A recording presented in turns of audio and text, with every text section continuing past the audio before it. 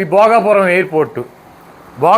Airport Chandrababu Naidu గారు శంకుస్థాపన చేశాడని చెబుతారు. ఎప్పుడంటే 2019 ఫిబ్రవరి 23వ తారీఖున. ఎందుకంటే 5వ తారీఖున నోటిఫికేషన్ వస్తుంది కదా. ఫిబ్రవరి 23 అంటే అది ఒక 5 రోజులు, ఇది ఒక 5 రోజులు. మార్చిలో 10 రోజుల్లో నోటిఫికేషన్ వస్తుంది కాబట్టి గబ్బవేలి భోగాపురం ఎయిర్పోర్ట్లో శంకుస్థాపన చేశాడు. ఆయన 15,000 ఎకరాలు కావాలని చెప్పి శంకుస్థాపన చేశాడు. 15,000 ఎకరాలు అంటే 4-5 గ్రామాలు ఉన్నాయి.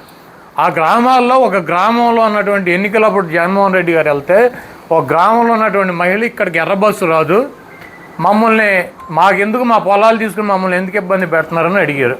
దాన్నే జగన్మోహన్ రెడ్డి గారు చెల్లెలు ఇలా అడుగుతుందని చెప్పి మేము అధికారంలోకి వస్తే 2,000 ఎకరాల్లోనూ 2,200 ఎకరాల్లోనూ మేము కడతాము, మిమ్మల్ని ఇబ్బంది పెట్టమని చెప్పి ఆయన చెప్పడం జరిగింది.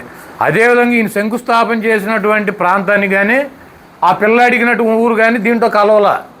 15,000 ఎకరాలు తీసేసి చంద్రబాబు కనీసం ల్యాండ్ కూడా ఎక్వేట్ చేయలే. పేపర్ ప్రకటన 15,000 ఎకరాల్లో ఎయిర్పోర్ట్ కడతాను. ఇది ప్రపంచంలోనే ఎక్కడా లేదు. 15,000 ఎకరాల్లో ఈయన కడతానని ఒక ప్రకటన చేసి ఒక శంకుస్థాపన చేసి ఒక రాయి, ఒక కొబ్బరికాయ, ఒక టాపీ మేసం తీసుకెళ్ళి లేచాడు. అయిపోయింది. పాపం ఈ జగన్మోహన్ రెడ్డి గారు వచ్చి ఆ భోగాపురం ప్రాంతంలో 2,200 ఎకరాలు 1,000 కోట్ల రూపాయలు ప్రభుత్వం డబ్బు కట్టాడు. ల్యాండ్ ఎక్వైర్ చేశారు. 3 గ్రామాలను అక్కడి నుంచి రీహాబిలిటేషన్ పక్కకు తరలించి దానికి కావాల్సినటువంటి అనుమతులన్నీ తీసుకొచ్చి కేంద్ర ప్రభుత్వం దగ్గర జిఎంఆర్కి ఇచ్చారు కాంట్రాక్టు. దీంట్లో కాంట్రాక్ట్ అంటే ఏంటి? రాష్ట్ర ప్రభుత్వం పొలాలకు డబ్బులు కట్టింది రైతులకి, దానికి కావాల్సిన అనుమతులు కేంద్ర ప్రభుత్వం ఇచ్చింది. ఈ రీహాబిలిటేషన్కి కూడా రాష్ట్ర ప్రభుత్వమే డబ్బులు కట్టి దాదాపు 1,500 కోట్ల రూపాయలు జగన్మోహన్ రెడ్డి గారి ప్రభుత్వం వాళ్ళకి ఇచ్చింది. అయిపోయింది. చంద్రబాబు నాయుడు గారు ఏమి ఇచ్చాడంటే ఏమి ఇవ్వాలి, 5 పైసలు బిళ్ళ కూడా ఇవ్వాలి. పేపర్లో ప్రకటన ఇచ్చాడు. ఈనాడు, జ్యోతి వాళ్ళ పేపర్లో యాడ్లు ఇచ్చుకున్నాడు వాళ్ళకి. తర్వాత ఒక టాపీ మేస్త్రిని తీసుకెళ్ళి శంకుస్థాపన చేశాడు. ఆయన చేసి ఈ ఎయిర్పోర్ట్ నేనే కట్టానంటాడు. సరే కట్టింది ఎవర్రా బాబు అంటే జిఎంఆర్. 5,000 కోట్ల రూపాయలతో 4,700 కోట్ల రూపాయలతో జిఎంఆర్ ఎయిర్పోర్ట్ కట్టాడు. ఇప్పుడు డబ్బులు అతనికి ఎక్కడి నుంచి వస్తాయంటే ఈ రోజు నుంచి ఫ్లైట్లు ఎవరైతే నీ ఓటేళ్ళు నా ఓటేళ్ళు దిగుతారో మనం కొన్న టికెట్లో అతను కమిషన్ వెళ్తుంది. అతను డబ్బులు వసూలు చేసుకోవటం. నరేంద్ర మోడీ గారు కానీ చంద్రబాబు నాయుడు గారు కానీ జిఎంఆర్ ఇప్పుడు ఆ కట్టినటువంటి ఎయిర్పోర్ట్కి 5 పైసలు బిళ్ళ కూడా ఇవ్వాల. ఆయనే డబ్బులు పెట్టి జిఎంఆర్ అనేటువంటి సంస్థ ఎయిర్పోర్ట్ కట్టింది. ఆ ఎయిర్పోర్ట్లో డబ్బులు వాళ్ళు ఇక్కడి నుంచి 34 ఏళ్ళు 40 ఏళ్ళు వాళ్ళు వసూలు చేసుకుంటారు. ఇక్కడ చంద్రబాబు నాయుడు గారు ఏమి ఇచ్చాడు అంటే ఈనాడు, జ్యోతి పేపర్లకు యాడ్ ఇచ్చాడు. అప్పుడు మళ్ళీ ఇప్పుడు సేమ్ అదే యాడ్ ఇచ్చాడు. ఇచ్చి ఒక 50 కోట్లు 60 కోట్లు పెట్టి కొన్ని డ్యాన్సులు వేయించాడు. పిల్లలందరినీ తీసుకెళ్ళి అలా భోజనాలు లేకుండా ఒక 13,000 మందిని పిల్లల్ని భోగేసుకెళ్ళి డ్యాన్సులు చేశాడు. ఇక్కడి నుంచి గుడివాడ నుంచి కూడా ఆర్టీసీ బస్సులు వెళ్ళినాయి. జనాన్ని భోగేసుకొచ్చి ఒక 40-50 కోట్ల రూపాయలు ఖర్చు పెట్టి అడావిడి చేసి మోడీ గారిని పిలిచి ఇక ఆయనకి భజన చేసి పొగిడి అసలు ఆయన అంత గొప్పవాడు లేడని చెప్పి పంపించారు.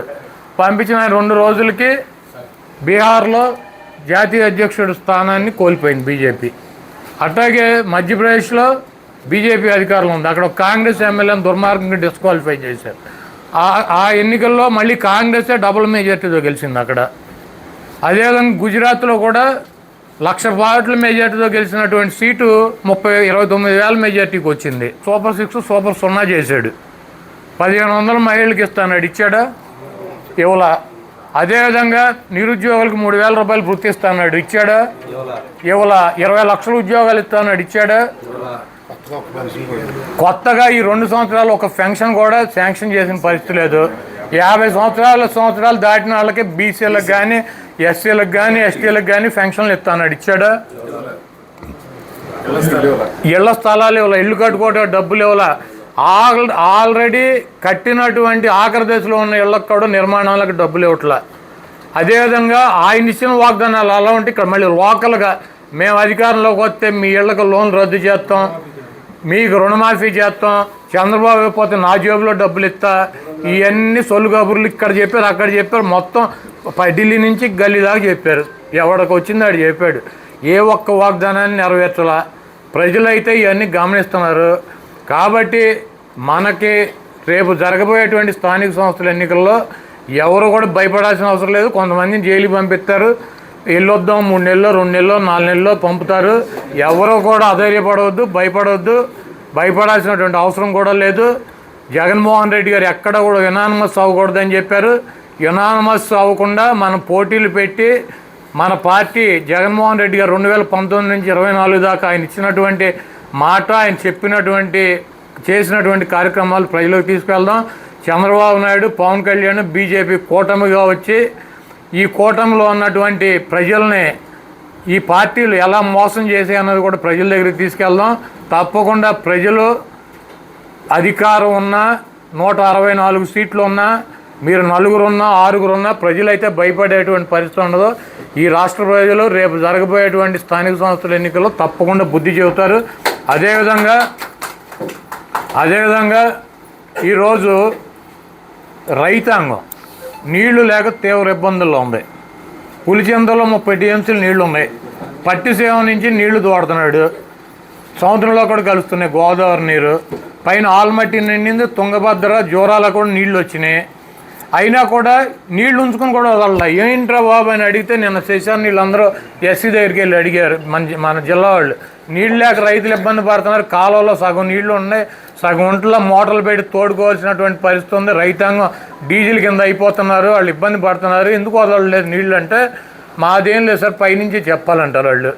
పైనుంచి అడిగితే ఏంట్రా బాబు అంటే రేపు త్రాగునీరు కావాలి కదా, ఒకవేళ వానలు పడి ఇదేం దరిద్రం, పెళ్లి కూతురుని తీసుకురమ్మంటే ఎవడో ఏదో చెప్పాడంట. అటప్పుడు అసలు వర్షాలు ఎప్పుడు పడతాయి కృష్ణానదికి?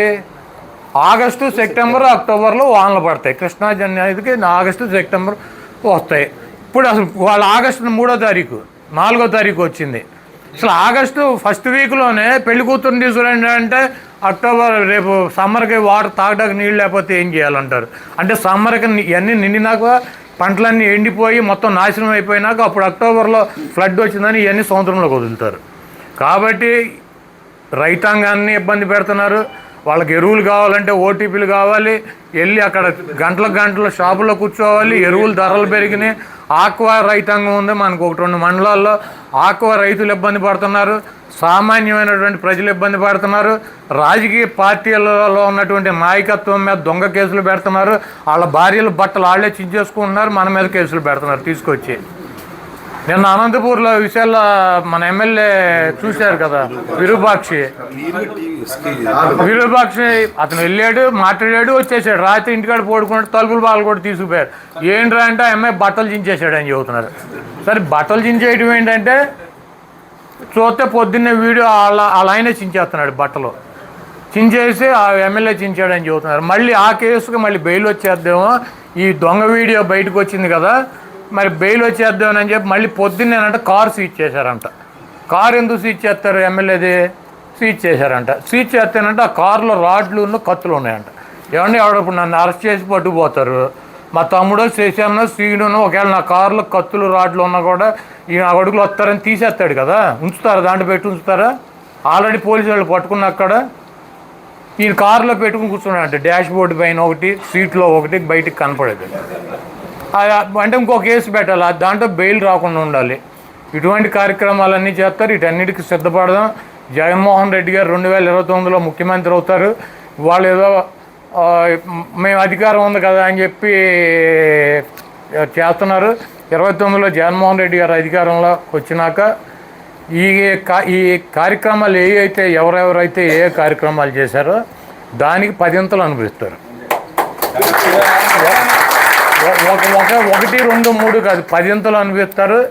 జగన్మోహన్ రెడ్డి గారిని, ఈ వైఎస్ఆర్ కాంగ్రెస్ పార్టీని ఇటువంటి ఉడతూపులతో, ఇటువంటి అక్రమ కేసులతో, ఇటువంటి నిర్బంధాలతో జగన్మోహన్ రెడ్డి గారిని ఒక్క అంగుళం కూడా ఆపలేరు వీళ్ళు ఎవరో కూడా. జగన్మోహన్ రెడ్డి గారు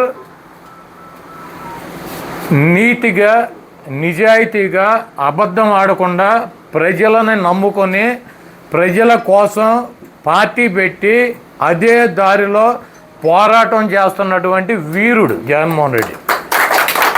ఇటువంటి జగన్మోహన్ రెడ్డి లాంటి వీరుడిని కుక్కమూతి పిందెలు ఈ రాజకీయం కోసం భార్య బట్టలు చించేటువంటి పార్టీలు, రాజకీయాల్లో 4 ఓట్ల కోసం అర్థమైనటువంటి అబద్ధాలు చెప్పేటువంటి ఈ రాజకీయ నాయకులకి జగన్మోహన్ రెడ్డి గారికి నక్కకే నాగలోకానికి ఉన్నంత డిఫరెన్స్ ఉంటుంది. ఈ డిఫరెన్స్ను ఇప్పటికే రాష్ట్ర ప్రజలు గుర్తించారు. తప్పకుండా జగన్మోహన్ రెడ్డి గారికి మనందరం కూడా మద్దతుగా ఉందాం. మీరు ఇప్పుడు జగన్మోహన్ రెడ్డి గారికి చెబుతారు కులాల మధ్య అంటే వైసీపీ కుంపట్లు పెడద్దంట, కులాల మధ్య వైసీపీ కుంపట్లు పెడద్దని చెబుతున్నారు. మీరు చూసుకోండి, ఈ 20 రోజుల్లో మా పార్టీ వైసీపీ మీరు గ్రహించే ఉంటారు, లేకపోతే నేను కూడా గ్రహించాను, చాలామంది మాట్లాడుకుంటున్నది. ఇది అనంతపూర్లో తోపు చంద్రశేఖరు, పరిటాల సునీత, అంటే ఆయనేమో రెడ్డి, ఈవిడేమో కమ్మ, వాళ్ళిద్దరి మధ్యలో చిన్న చిన్న గొడవలు ఉన్నాయి. ఒకే కాన్స్టిట్యున్సీ పోటీ చేస్తారు, ఏం మాట్లాడుకుంటారు, తిట్టుకుంటారు. అది ఎప్పటి నుంచో ఉంది. అది అక్కడ ఉన్నట్టుండి ఎంఎస్ రాజు అని చెప్పి ఒక ఎమ్మెల్యే గారు వచ్చి ఇన్వాల్వ్ అయిపోయి ఆయన ఏమంటాడు, అరే చంద్రశేఖర్ రెడ్డి నిన్ను చెప్పుతో కొడతా, ప్రకాష్ రెడ్డిని చెప్పుతో కొడతా, నీకు దమ్ము ఉంటే, నీకు రెడ్డి పౌరుషం ఉంటే రా, నా జాతి మాదిగా అని చెప్పి కులం పేరెత్తి మాడతాడు అతను. సరే వీళ్ళిద్దరికి ఎందుకు వచ్చింది డిస్ప్యూట్ అంటే, ఆయన ఇల్లు వాళ్ళ అన్నయ్య వాళ్ళ ఇల్లు కొన్నాడు, అందుకు వచ్చిందని సృష్టిస్తున్నారు. సరే ఓకే, అది ఎందుకు వచ్చిందో సరే. దాని తర్వాత మరుసటి రోజు మన పామర్ కాన్స్టిట్యున్సీలో కుమార్ రాజా అనిల్ని, అరే చెప్పు తీసి కొడతా నా కొడక, నీకు దమ్ముంటారా అని చెప్పి ఈయన తిడుతున్నాడు. ఇదేంటి ఎంఎస్ రాజు ఈయన ఒకటే సేమ్, ఇక్కడేమో అనిల్ ఏమో మాల, అక్కడేమో రెడ్డి, కులాల పేరు ఎత్తుకే ఎందుకు తిడుతున్నారు? ఇది 2వ రోజు. సరే అయిపోయినాక 4 రోజులకి ఎవరో ఒక అమ్మాయి గుంటూరులో బట్టలోడు తీశారు, తెలుగుదేశం పార్టీ కార్యకర్తలు. దాని మీద అక్కడ ఉన్నటువంటి లోకల్గా ఉన్నటువంటి అంబటి రాంబాబు హోమ్ మినిస్టర్ని రాజీనామా చేయాలన్నాడు. నువ్వు ఒక ఆడదాని అయి ఉండి ఒక ఆడపిల్ల బట్టలోడు తెస్తే సిగ్గు లేకుండా ఇంకా ఆ పదవుల్లోనూ రాజీనామా చేయాలన్నాడు. అనగానే ఎంఆర్పిఎస్ అని బోర్డులు పెట్టి అంబటి రాంబాబుని తిడుతున్నారు, నీకు దమ్ముంటారా నిన్ను వేసేస్తాం పొడి చేస్తామని. సేమ్ అనంతపూరు, పామరు, గుంటూరు అయిపోయినాక నిన్న ఈ విరూపాక్ష కేసులో ఎవరైతే భర్త బట్టలు చించేశాడో ఆ అమ్మాయి నిన్న మాట్లాడుతాను సోషల్ మీడియాలో నేను చూసా. ఏమంటుంది, నన్ను మాదిగా అని చెప్పి కులం పేరు పెట్టి తిట్టాడు విరూపాక్ష అని చెప్పుద్ది. సేమ్ 4 అనంతపూర్లో ఎంఎస్ రాజు ఆయనతో మాట్లాడిచ్చారు, ఇక్కడ వరల రాజాతో మాట్లాడిచ్చారు, మళ్ళీ ఎంఆర్పిఎస్తో మాట్లాడిచ్చారు, మళ్ళీ 4వది నిన్న ఆ అమ్మాయితో సేమ్ విరూపాక్ష మీద కూడా మళ్ళీ అదే కులం మాదిగా అని చెప్పి పేరు పెట్టి మాట్లాడిస్తున్నారు. అంటే దీంట్లో కులాల మధ్య చిచ్చు పెడతాకి ప్రయత్నిస్తున్నటువంటి రాజకీయ పార్టీ ఏది? ఒకసారి కాదు, ఒకసారి అవ్వాల సక్సెస్, 2వసారి అవ్వాల, 3వసారి అవ్వాల, 4వసారి అవ్వాల, ట్రై చేస్తూనే ఉంటారు దాని మీద. కాబట్టి ఈ రాష్ట్రంలో ఉన్నటువంటి ఎస్సీలు కానీ, బీసీలు కానీ, ఓసీలు కానీ ఈ కులాల మధ్య కుంపటి పెట్టేటువంటి పార్టీనే తెలుగుదేశం పార్టీ. కాబట్టి అందరూ కూడా అప్రమత్తంగా ఉండండి. ఇప్పుడు ఎవడో రేపు నా మీదకి వచ్చి, అరే నువ్వు మగాడు అయితేనో, నీకు అది ఉంటేనో, నీకు ఇది ఉంటేనో, నేను ఈ కులంలో పుట్టాను, నువ్వు ఆ కులంలో పుడితే రమ్మంటే మనం రెచ్చిపోవాల్సిన అవసరం లేదు. దీని వెనకాల డెఫినెట్గా మాస్టర్ మైండ్ చంద్రబాబు గారు ఉంటాడు. ఆయన ఆలోచన ప్రకారం ఇవన్నీ ఎవరిని ఎక్కడ కులం పేరెట్టి ఎవరిని తిట్టాలో ఆయన డిసైడ్ చేస్తాడు. ఆయన డిసైడ్ చేయగానే నీకు ఎమ్మటే మనం ఏమైనా రెచ్చిపోయి కనుక మనం మాట్లాడామనుకో, ఎమ్మటే మా ఏబిఎన్, TV5 వీళ్ళు ఆల్రెడీ రికార్డింగ్ వర్షన్ పెట్టేసి ఉంచుతారు. మనం వేస్తున్నాం కదా ట్రాప్, ఎవడొచ్చి పడతాడని రెడీ కూర్చుంటారు. అసలు ఆడిట్ట అన్నాడు, ఈడట్ట అన్నాడు అని చెప్పి ఇరక్కోటి అవతల పారేస్తారు. కాబట్టి ఇటువంటి వాటిల్లో మనం చిక్కుకోకుండా, ఎందుకంటే ఇంతకన్నా నీచమే ఉంటుంది. ఎవడన్నా పెళ్ళం బట్టలు చించేస్తాడా రోడ్డు మీద తీసుకొచ్చి 10 మంది మధ్యలో? ఇంతకన్నా నీచమైన కార్యక్రమం ఎవడన్నా చేయగలడు ఈ ప్రపంచంలో? ఏ రాజకీయ పార్టీ అన్నా పెళ్ళం బట్టలు రోడ్డు మీదకి తీసుకొచ్చి చించేసేటువంటి పార్టీ ఏదైనా ఉంటుందా? ఇక అంత నీచానికి దిగజారిపోయినటువంటి ఆ రాజకీయ పార్టీ ఎంత నీచానికైనా దిగజారడానికి సిద్ధంగా ఉంటుంది. కాబట్టి మీరందరూ కూడా అప్రమత్తంగా ఉండండి, వాళ్ళ ట్రాపుల్లో పడమాకండి, మీరు జాగ్రత్తగా ఉండండి. కులాలు చించు పెడతారు, ఆడాళ్ళని తీసుకొచ్చి అక్కడ ఒక ఎస్ఐని అసలు అక్కడ జగన్మోహన్ రెడ్డి గారు శ్రీకాకుళం వెళ్ళాడు, ఆమ్దాల్ వలస దగ్గర ఒక ఎస్ఐ ఎందుకు వచ్చిందండి అసలు అంతమందిలో? ఒక ఎస్ఐ, ఒక లేడీ ఎస్ఐ ఎందుకు వచ్చింది? అంతమంది మగాళ్ళు ఉన్నారు. వస్తే అక్కడ అల్లరి వస్తే 10 మంది పోలీసు వాళ్ళు వస్తారు, దాంట్లో మగాళ్ళు ఉంటారు, ఆడవాళ్ళు ఉంటారు. అసలు ఒక అమ్మాయి ఎందుకు వచ్చిందండి అక్కడికి? ఒక ఎస్ఐ ఎందుకు వచ్చింది? ఆ వచ్చిన అమ్మాయిని, అమ్మ నువ్వు పక్కన వెళ్ళిపో, నీకు ఆరోగ్యం బాగాలేదు కంటే వీళ్ళందరి మీద ఒక 21 మంది మీద కేసులు పెట్టారు. ఆ 21 మందిలో ఒక నలుగురు, ఒకడేం పంజాబ్లో వాళ్ళ అబ్బాయికి సీటు డబ్బులు కడతాకి వెళ్ళాడంట. అక్కడ డాన్వేషన్ అక్కడ ఉన్నాడు పంజాబ్ నుంచి. అరే బాబు నేను ఇక్కడ ఉంటే మీరేంటారు అక్కడ నా మీద కేసు అని. ఒక ఆయన అయితే లాయర్, ఆయన కోర్టులో ఉన్నాడు, వైజాగ్ కోర్టులో. ఆయన కోర్టులో వాయిదా ఉంది, జడ్జి గారి ముందు ఉంది, ఆయన మీద పెట్టేశారు కేసు. కాబట్టి ఎంత నీచానికైనా ట్రాప్ చేయడానికి భార్యలను వాడతారు, పోలీస్ డిపార్ట్మెంట్ను వాడతారు. అంటే పోలీసులు అంటే మనమేమనుకుంటాం మనకు రక్షణగా ఉంటే వాళ్ళు వచ్చారనుకుంటాం. ఆఖరికి ఫైనల్గా ఏంటంటే వాళ్ళ బట్టలు ఆలోచించుకుని మన మీద పెడతారు. కాబట్టి అసలు ఎవరిని నమ్మేటువంటి పరిస్థితి లేదు. చాలా అప్రమత్తంగా ఉండండి, జాగ్రత్తగా ఉండండి. అయినా కూడా కొన్ని తప్పవు, వెళ్ళొద్దాము. రేపు జరగబోయేటువంటి మున్సిపల్ ఎన్నికల్లో కానీ, జిల్లా పరిషత్తులో కానీ, మండల పరిషత్ ఎన్నికల్లో కానీ మన పార్టీ చేసినటువంటి కార్యక్రమాలని, తెలుగుదేశం పార్టీ కూటమి ప్రభుత్వం ఇచ్చినటువంటి వాగ్దానాలని, వాళ్ళు చేసినటువంటి మోసాలని కూడా అన్నిటినీ కూడా ప్రజల దృష్టికి తీసుకెళ్ళి డెఫినెట్గా వైఎస్ఆర్ కాంగ్రెస్ పార్టీ అభ్యర్థులను గెలిపిస్తారు.